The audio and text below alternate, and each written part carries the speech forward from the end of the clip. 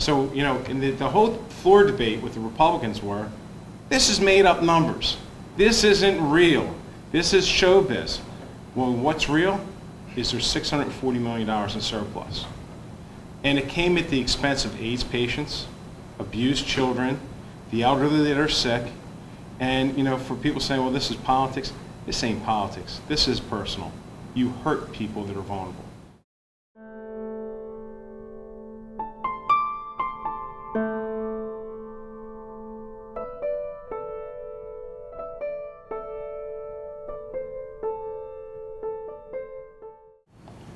So we have caucused with our members. We will be here Monday, and we will set dates for a possible second or third session to deal with these issues, but we're dealing with them now because people's budgets have been affected and they need to know where they stand. A lot of these cuts were extremely hurtful and honestly dangerous to communities also. So we're here. We're going to be doing, again, we'll be doing at least 2 sessions and possibly 3. We will announce them when we get our schedules worked out. But Monday at 10 o'clock for the first one. And this is about priorities. This is about what we feel is important to people. I just want to make it perfectly clear from the outset that this line item veto was not an act of fiscal restraint. It was an act of political retribution. And the governor's aim is terrible, because the people that will be hurt are not his political opponents, but New Jersey's most vulnerable. Women, children, the disabled, the blind, regular working families. I know probably some of the questions that we're going to get from you are, you know, do you really think you're going to get enough votes to have an override?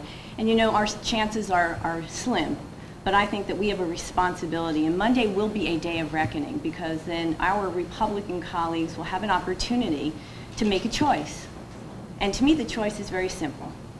You either stand with the working men and women of New Jersey and their constituents, or you stand with the governor's politics of retribution. Just putting it in another context is just on the Friday before the Budget Committee met, the governor and through his treasurer certified revenues at $30.3 billion in change. The budget that we actually introduced, Senate Bill 4000, was $30.6 billion. The exact difference was $289 million, and that purely was based upon the OLS, the increase in the Office of Legislative Services revenue forecasting, which has been very conservative over the years and has proved to have been the more accurate. So I just want to put that in context, that if he was potentially looking for cuts, I guess that the argument or the story would be much different if it was $289 million on cuts, not looking at $1 billion in cuts.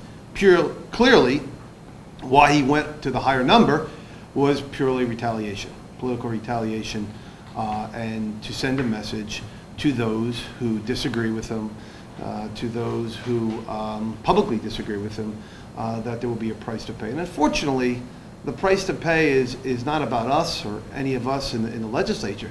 It's about some of our most vulnerable people here in New Jersey. Some of the people that we've been elected to represent are innocent bystanders, and they have been severely damaged and severely hurt by his political cuts.